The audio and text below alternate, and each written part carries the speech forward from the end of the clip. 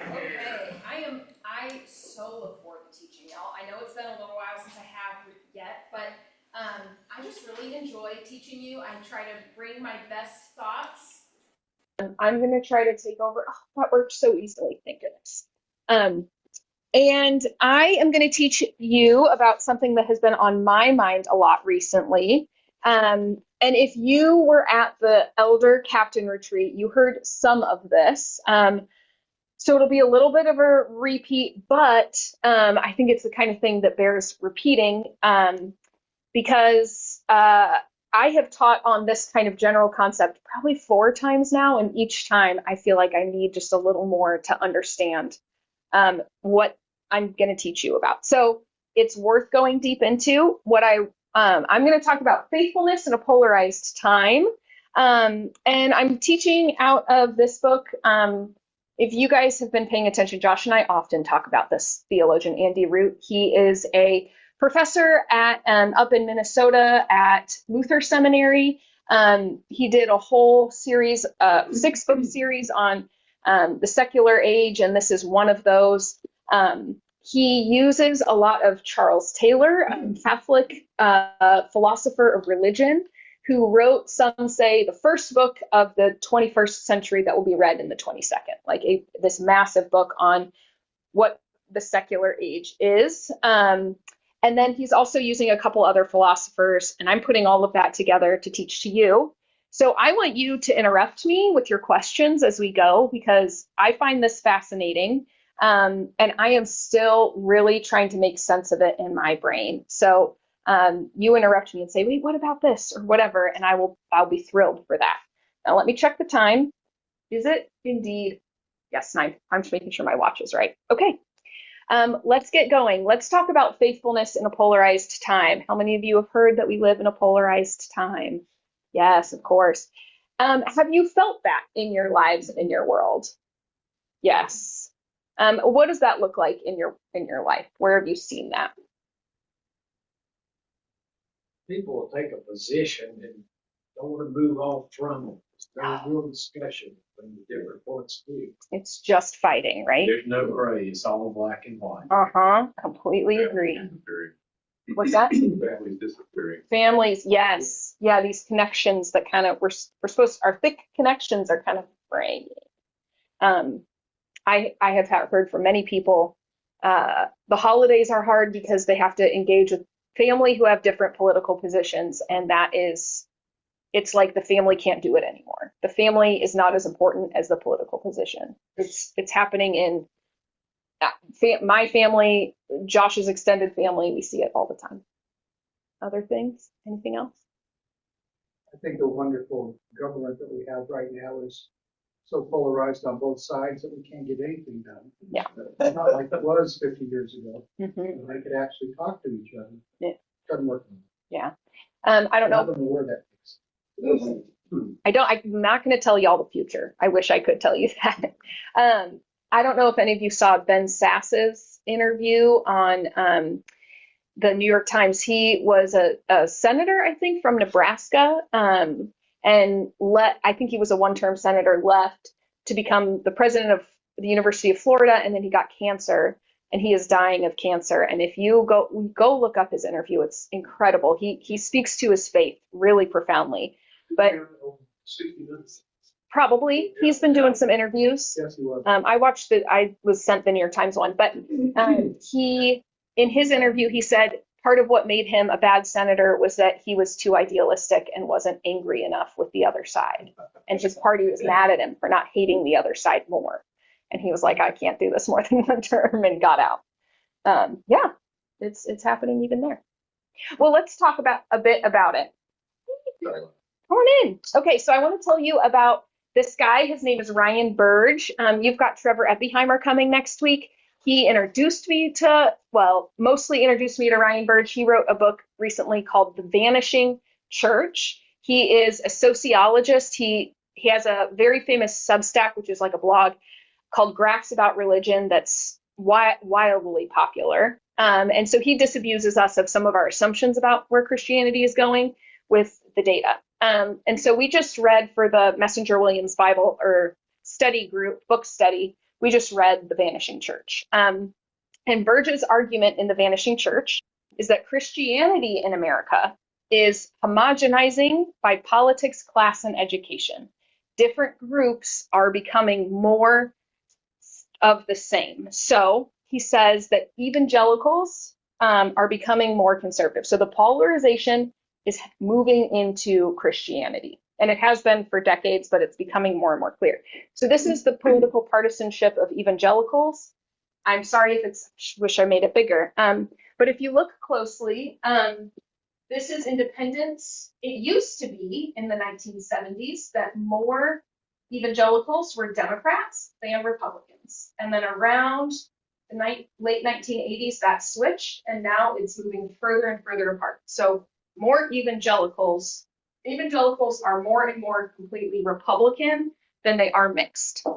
But in the late 1980s, it was even split of political diversity. Now it's one perspective. Catholics, similarly, are becoming more conservative. So this is priests' self-described theological view by year of ordination. So priests ordained in 1965 to 69 were almost 70% progressive, and then a mix of independent and conservative. Now, 2020 or later, only 2% are progressive, 14% consider themselves middle of the road, and 84% of newly ordained Catholic priests consider themselves conservative. So the Catholic Church is pulling to the right as well. Just the Evangelical Church and the Catholic Church are pulling to the right. Political partisanship of white Catholics. Catholicism is amazing because it is such a big tent. So he's just talking about white Catholics here, but it used to be like the evangelical, more Democrat. Then they crossed not too long ago. In the last decade, they crossed, and now the Catholic Church is becoming more Republican than Democrat with some more independence. So the polarization is moving into our churches. At the same time, nuns as in those are people who are atheists, agnostics, or the official new designation is nothing in particular. What religion are you? I mean, nothing in particular. That's the biggest group, actually. The atheists and agnostics cover around like 8% of the total population, maybe 6 to 8% of the total population. And that has been stable for decades. The atheists and agnostics are not growing in our culture. It's the nothing in particular that is exploding. And Burge is actually doing more and more research and trying to identify what the nuns are. Are they duns? Are they like, I hate religion? Are they like, I'm over religion, I don't even think about it? Are they vehemently opposed to religion? Are they nothing in name only, in that they actually do a lot of religious things, but they're not going to name themselves as religious? He's working on that, but that's a different book. The nuns as a whole, first of all, the nuns in the 1960s were 5% of the population, like a negligibly small group. People did not write about them. They didn't study them. They weren't a thought. And then you can see now we are at the high point of 28% of nuns. And the line has come down a bit, but Burge has a fascinating argument for why that is not going to give you hope. I'll tell you in a second. So the nuns are exploding, but by their political identity, the nuns are more liberal. This is liberal, slightly liberal, moderate, slightly conservative. So this is of the non-religious population and what their political identity is. And so you can see nuns are more liberal. They're also really politically active. The atheists and agnostics are incredibly politically active, more than evangelicals on the right. So they're still kind of the atheists and agnostics are a smaller group of the population, but they are loud, which is creates that pull, right? You got the loud extremes pulling the parties to the sides. Burge's argument, Burge's big picture here is our people have started identifying Christianity with politics like this. And so some people are part of, he argues, the rise of the nuns, partially, or the nothing in particulars, is that people see Christian meaning Republican, and so they can't be Christian because the political identity is coming first. And so even if they might be curious, they're not going to step in there because their view is it's a political monolith. Christianity is Republican, period. The other argument he has is that a lot of views that are being espoused from some of these churches that are pulling to the sides, and I would say this is happening on the left and the right, is that instead of having a strongly held religious conviction that is leading to a political outcome in the way they might vote, it's a political view looking for a religious justification. And the church is becoming the place for religious justifications for people's political views. So part of his argument is that is why the polls are pulling, because people are using religion as justification for what they already think, less than transformation of their lives, which I'm going to get to in a big way. But I haven't talked about us, the mainliners. The mainline is the big name churches, Baptist, Methodist, like First Baptists would be Baptist, or mainline, Methodist, Lutherans, Episcopalians, United Church of Christ. Those are the, pardon? Yes, us, of course. The PCUSA is part of the mainline. It comes from this, like, I guess, main line of railroad track in Pennsylvania where these churches were placed. And so we're the main line. There's 7 denominations that fits in the main line. And if you were to go back to the 1950s or 60s, the main line was 50% of the American population. Everyone was a mainliner. Does anyone want to guess what the percentage of mainliners is today? 9. 9. I saw one estimate that was not Ryan Burge that said 11, but 9 to 11% of the population is now mainliners. Some of that is they've jumped ship for the not evangelical non-denom. Some of that is they've become nuns. So that is concerning. The mainline is shrinking and shrinking mightily, but the mainline is also has been and continues to be politically diverse. He says the stereotype of the mainline is that it's super liberal. If you listen to our big denominations and the things that the national bodies will say, you'll think, oh God, those denominations are super liberal. But actually, if you look at the butts in the pews, mainline churches are politically diverse. So this is Republican and Democrat in the mainline. This is independent, and they basically are staying close to each other. So Burge's argument, and this is not actually what I want to spend all my time on, but Burge's argument is that the shrinking of the main line is a bad thing for our country because you need people to be proximate to one another. You need people with different views to sit next to each other and worship and realize that the other side ain't so bad and we can be community together, disagree well, and not dig our heels in. Burge is very concerned about that. I worry about it too. But this is a sign of all Christianity in America is shrinking at different rates, but it is shrinking. So no one is immune to this. At the same time, the one church denomination that is the most politically diverse is going down the fastest.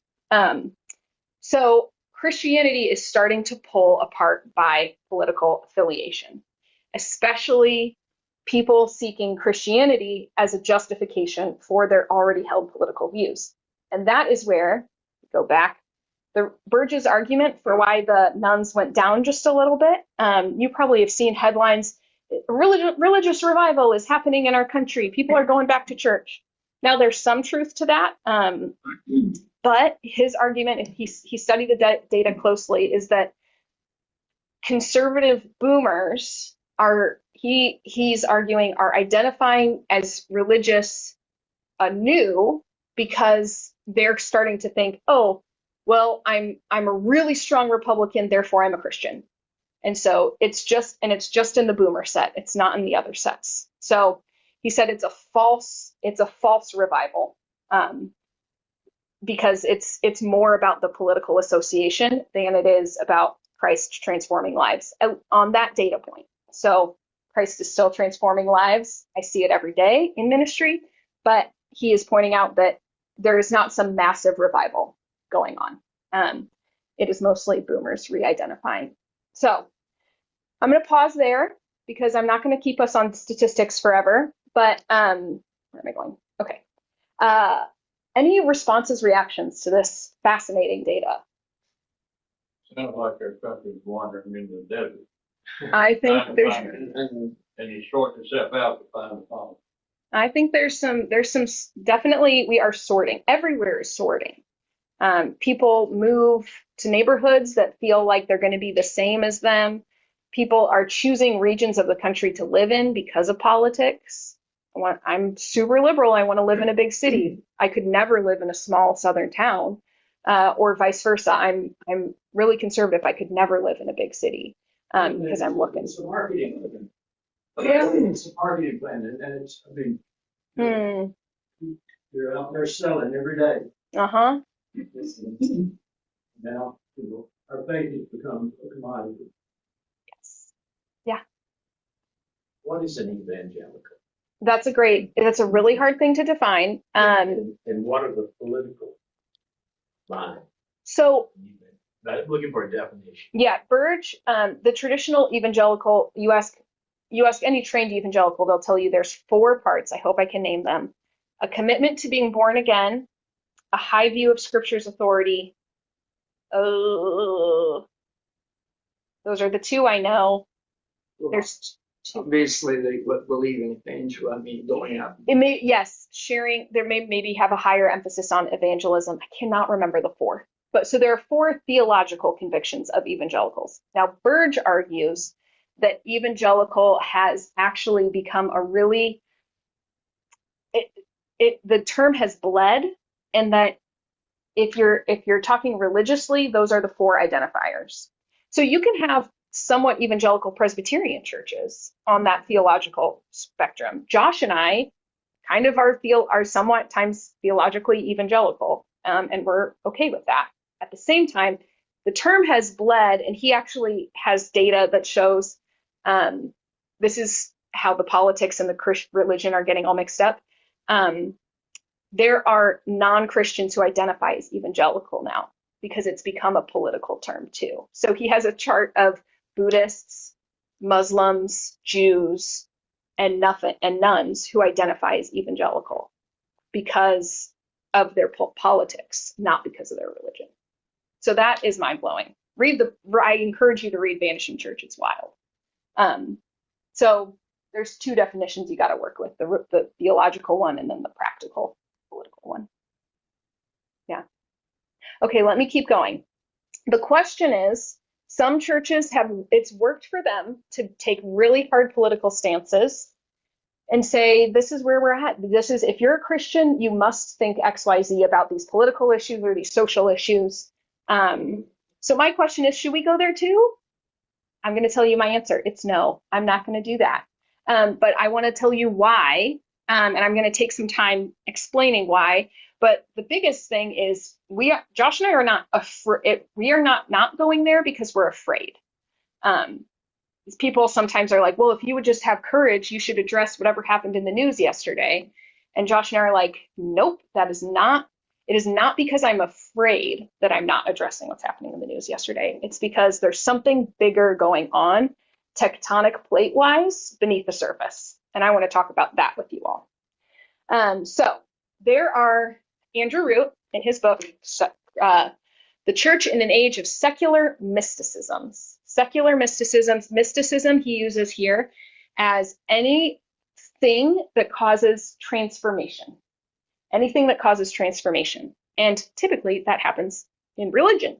But if you're outside of religion, what causes transformation? And he uses a bunch of memoirs to talk about how memoirists talk about transformation.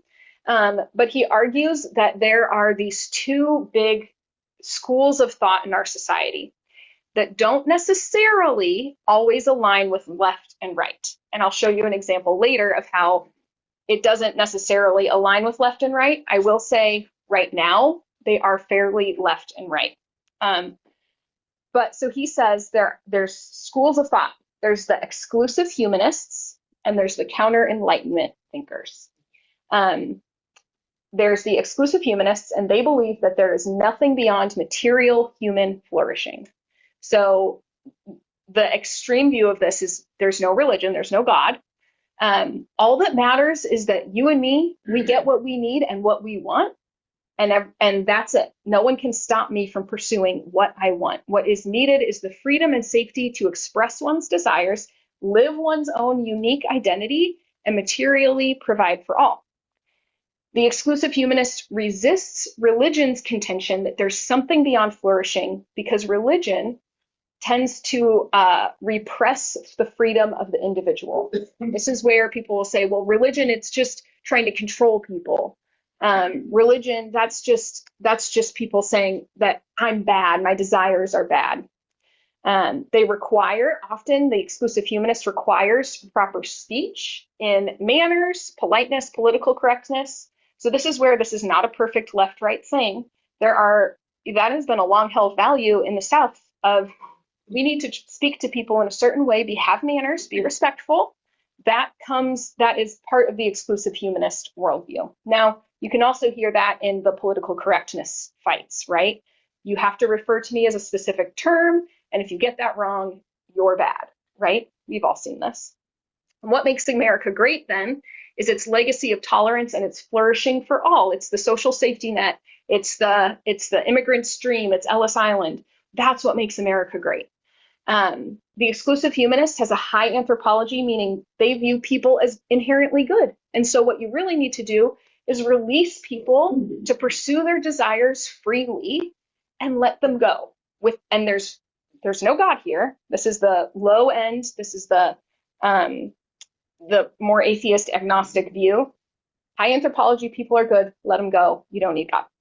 And transformation then comes from going inward and exploring your own inner genius. Inside of you is this incredible person. If you would just go in there and figure out what your true identity is and then have the courage to claim it and then live it out, you will be free and you will find peace and you will be okay. And it's wrong of anyone else to restrict what you find in there, right? And so the restrictions of religion are very problematic for the exclusive humanist. I taught this recently at the session elder retreat, and one of the elders, who's a young adult, came up to me and said, oh, I realize now I have a lot of exclusive humanist friends, and started telling me about the kinds of things I said, and I was like, yep, sounds like it. This is definitely out there in the water. So this is the exclusive humanist. They take it so far, you're your own God. I mean, you're inside yourself is your own. Yeah. You hear that. God is in me. Yeah. Yeah. You know, I've worked with some, and it's interesting because I've asked them questions. I've asked them, like, so how do you feel about somebody stealing from you? Oh, I wouldn't want anybody to steal from me. I'm like, well, how do you feel about somebody, anyway, where do you think that comes from? I'm like, it comes from the Bible, like, there's 10 commandments, and they still hold to those 10 commandments. They don't want that. But then they also are if you say something to them, then they say, oh, you're wrong. So that it's tolerance, but only to a point, right? If you're conflicting with me, then it's not tolerance. But you better be tolerant of me. The hard thing in our culture too, and I think this is part of why religion can be on the decline and people not think it's a problem, is that all of our country, the modern West's best values are Christian. People just don't realize they're Christian anymore. Rights, taking up taxes for any kind of support of the poor, that literally came from St. Augustine.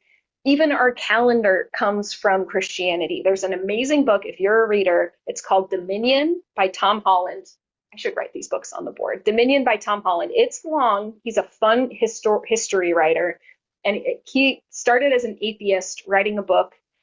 He is a scholar who studied ancient empires and then looked at our modern world and said, we are nothing like the ancient empires. Why? And he realized, oh, it's because of Christianity. So he started writing this book. It's super long. He goes from Jesus to now, goes from before Jesus to now, arguing basically every value of our culture comes from Christianity, and it goes through church history that way. And he kind of at the end had to be like, I think I'm a Christian now. Like, I think I just have to admit it. But our culture, all the values that we have actually do flow out of Christianity. And so people think, oh, you don't need to tell me to not murder. I know not to. That's in me. Well, it's actually like Christianity gave you that. Could you just say the same thing? Yes, Judeo-Christian. His argument is definitely that Christianity, like specific moments of Christian history, created some of these things. But Judaism's always right close. Let's go to the other side. So Vic pointed out people dig their heels in, we're fighting. Oh my gosh, I wasted time. Okay, this is the counter-enlightenment. Their argument is that there's nothing beyond death. And so what's needed is strong heroes who are going to boldly do what's necessary, even if that means forceful action. So the counter-enlightenments reject religion's contention that there's something beyond death because it neuters that passion for heroic action. They find religion's comfort, promise of eternal life to be weakness. Just face the facts. There's nothing else, and you can't rely on anyone but yourself. You got to be the one who's going to do the thing. This requires a meritocracy of strength. All must face the hard facts and toughen up. What makes America great then is its history of bold heroic action against enemies. World War I, World War II. We are the Revolutionary War, stepping forward and doing what was right to throw off the king. Here is a low anthropology. People are bad. And so what you need is, someone pointed this out, Root talks about the show Yellowstone. People are bad. What you need is a badder man who's going to take up the fight and win the fight, because it's all bad out there. So you need someone who's going to be stronger and harder than the others. And transformation then comes not through going inward, but going outward, exerting yourself through heroic action. Any questions on this one? So, Not anything after death. Oh. well, right. We're Christians. I'm not going to stay on these 2 points because I actually want to spend more time on Christianity. But these are the two views. And what's interesting is they are fighting, and all they know how to do in our culture is just yell at each other, and just point fingers and basically go out in the streets and yell expletives at each other. Like, that's basically all they know to do, which is why there's so much fighting now. Okay, I'm going to do this. I did this last night. I couldn't help myself. I was thinking about it, and I was like, if you really try to think these two sides through, their view of the world is, you can see it in all sorts of areas. So the beyond, for E-Humes, I didn't fill this in. So for the beyond, E-Humes, there's nothing beyond human flourishing. Counter-enlightenments, there's nothing beyond death. In art, the E-Hume goes to look at art to see that personal expression of the artist, to get to know themselves better. The CEs, they go to look at art to see the masters, to see those who have mastered a craft and have honed it, and they want to see greatness. But it's different. Exercise, the E-Humes, I love yoga. I was in a yoga class, and they sometimes give you little sermons, and my yoga instructor was talking about guilt and forgiving herself, and I'm going to talk about that here. But it was about going in. Set your intention for your practice. Go in. Let this exercise make you a better person. For CEs, it's like, I just want to throw some heavy stuff around and be strong and make sure I can protect myself if I need to. Social media is a place for personal expression. Social media is a place to pwn the losers who are wrong and to tell them. Now, both sides do that. Let's be honest. No one's nice on social media. Parenting, the goal of parenting for E-Humes is make sure you don't dampen down that child. Make sure you let them flourish and explode. This is, I would say, gentle parenting is more E-Hume, if you've heard of that, gentle parenting. CEs, have any of you heard of FAPO parenting? It's F around and find out parenting. It's a new style of parenting, maybe an old style of parenting, reborn. But this is like, you gotta really show that kid what they need. No, these are extremes. It's always extremes. I'm not saying do one of these parenting styles or one is better than the other. I'm just naming this is kind of what's in the water. Like we are pulling apart in all these different ways. Guilt, neither of them have anything to do with guilt. With here, you've got to try to forgive yourself, which is like trying to lift your own feet off the ground with your own hands and like carry your own self. How can you do that? With guilt, with the CEs, you've got to do better and be better and get on with it fast. You better make it right quick. But there's no real absolution of guilt. So they're both just weighed down by guilt. And there's the transformation is inward or outward, but it's all you. It's all on you. These are really opposed in lots of ways, and you can see it working out in society. Now, I'm running out of time, so this is how we feel as a culture. But what I want to argue is we think constantly, we are always told that it's this or that. It's eHume or counter-enlightenment. It's right or left, whatever. But it's a triangle, and there's a third part of the triangle. And this is where I think it gets fascinating. Can I take 5 extra minutes today? You guys okay with 5 extra minutes? Sorry. I knew I overprepared. I got so excited. I overdid it. Okay. So these two are always fighting. There is a third side, and this is where it gets interesting.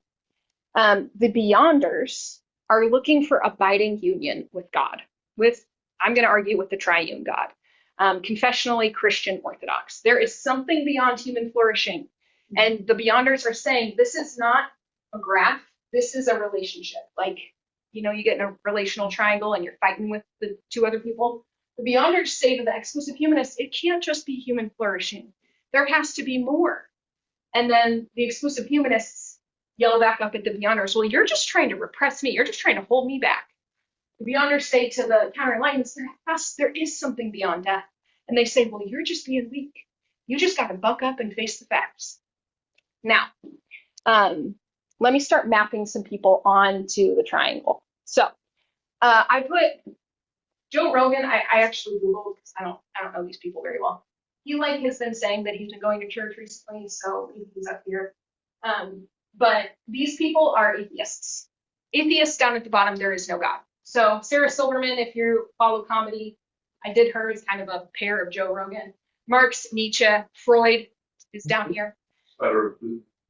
Sure, I don't know anything about him, but yes. There is no God. And it really is, be a hero, go inside yourself. Be an individual. These are both really atomized views of the world. There's at the bottom. Now, I wanted to show you that this doesn't always go left and right. Martin Luther King Jr. was a pastor, definitely a little exclusive humanist, but he's further up toward the beyond. So he's on this side. Him and Malcolm X would have voted the same. Malcolm X is definitely coming out of the counter-enlightenment view because Malcolm X is all about strength and power. So they would have voted the same, but they are on different sides. So I want to point out it's not just left and right. Now let's put some more people on. Our most recent candidates for president, they're both pretty darn low. This is Jesus. Jesus is at the pinnacle of this. The further you go down, the further you are getting toward atheism or less belief in something beyond. Let's see. So I would argue the PCUSA and the Southern Baptist Convention, as denominations, as big denominations, this is where they are. They are halfway down. They are not all the way at the top. They are making social statements. The Southern Baptist Convention, was it last summer, said we got to reaffirm being against women in ministry. They drove out some of their biggest congregations as a result. We got to take a stand on what is right, and we're going to drive out those women. At the same time, the PCUSA, from time to time, makes these big social statements that are definitely more exclusive humanists, but more materially focused. So they're sliding down. What's fascinating about this triangle, group says, is the further out you go, you must slide down the triangle. There's no being up here or being up here. So how many of you know someone, have you heard the term deconstruction? I need to deconstruct my faith. super popular among my generation. People who grew up maybe in the evangelical world, the evangelical world's a bit over here. They say, I need to deconstruct, and they start to move this way. But what they don't go up, they try to go over, and then they just start sliding down. So Glennon Doyle Melton was a mom blogger who talked a ton about her faith, and she has, over the last several years, I think she's just sliding down this. Less and less about faith, more about social issues, more about material well-being, more about letting people be free to do what they want. Because she's trying to move this way, but she's sliding away from God. So the more people try to be on one side, and this is what's happening. The PCUSA, in response to the more conservative evangelical churches, etc., they're trying to say, well, we're cool with the exclusive humanists. We're friends. We'll be nice about social issues and what you want. But what they continue to do is they continue to slide down this way. And I think the Southern Baptist Convention is doing the exact same thing on the opposite side. This is where you get the manosphere, like on the internet. I don't know the manosphere, but I'm told it exists. This is where you get all the letters, right? LGBTQI plus Black, Indigenous, people of color. Like, you have to have the right term because it's about getting the words right. And this is down here. Now, of course, you can have men up here, you can have gay people up here, but you've got those like loud voices, they're low on the chart. Now, the beyonders. This is what I find fascinating. What we are called to be is beyonders. We are called to push up to here and not get caught up in these two things.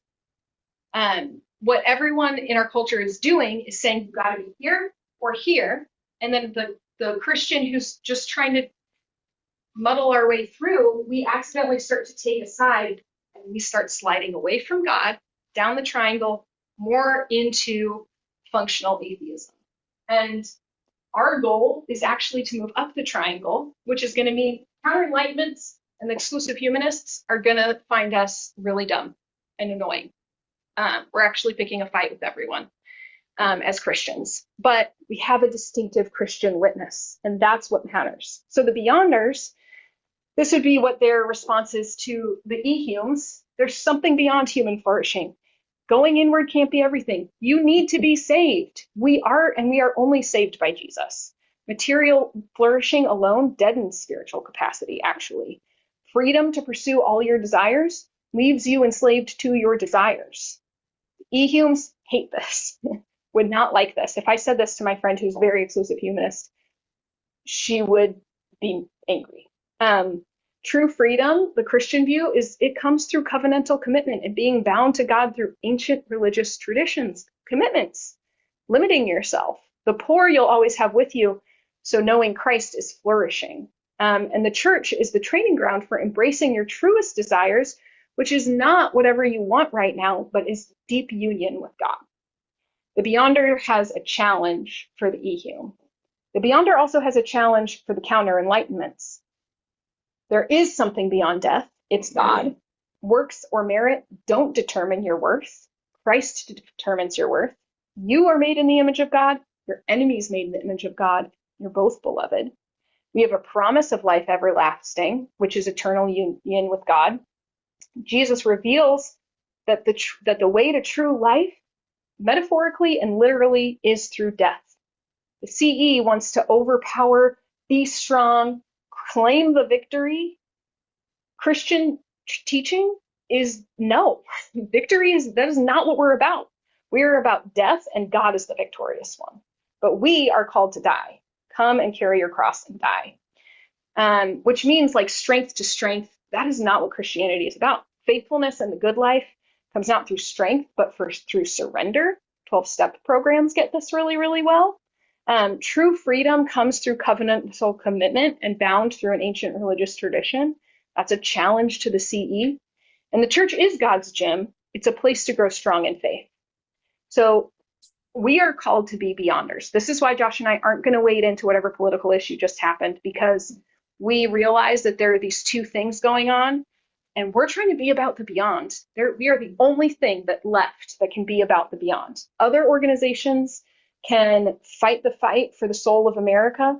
Other organizations can provide social services, but we are about this one thing. That doesn't mean we don't care about the community and other people. We absolutely do, but we recognize that only the church can proclaim Christ crucified and risen, and we have to be doing it. To both, we challenge, you are not magnificent, people are bad, evil is real, and God is good. Transformation comes from uncontrollable encounters with God. You cannot choose it. I need to finish. We are grateful for America's heroism and its collective flourishing, but our citizenship is in heaven. Ethics are rooted in Scripture, requiring great examination, nuance, and obedience, and forgiveness is the only way to wholeness. Those are all super countercultural. Both sides of the triangle would dislike it, but we need to be about the thing we're about and not accidentally slide down into functional atheism. So there's some examples of Christians who are higher up on the triangle. Christianity Today is Billy Graham's flagship magazine. I think they're still pretty high up. I like to read it. Bonhoeffer, Desmond Tutu, Henry Nouwen, they're all up there because they're more focused on the beyond than anything else. Okay, I got through the end. My hope in sharing all of this is that it gives you some mapping for your own life. When someone's trying to pull you into that political fight, you can think, okay, well, maybe you lean counter-enlightenment or eHume. Everyone leans one way, so maybe you lean one way or the other. My encouragement to you is don't get pulled down. Instead, get pulled up into the beyond. Don't slide down here and fight like this. Yeah. Be about Christ, which is going to be a challenge both to your natural inclination and to the side that you think is wrong. But that is where I think where faithfulness is. Christ is always finding a third way. And I think the Christian tradition really is the third way, which offers a lot of challenge to our culture. I don't know if our culture will care what we do, but we are going to be faithful and obedient to God regardless. Right. That's it. Any final questions? I've taken too much time. Y'all come bug me after, and I'll stick around. Thank you. Thank you.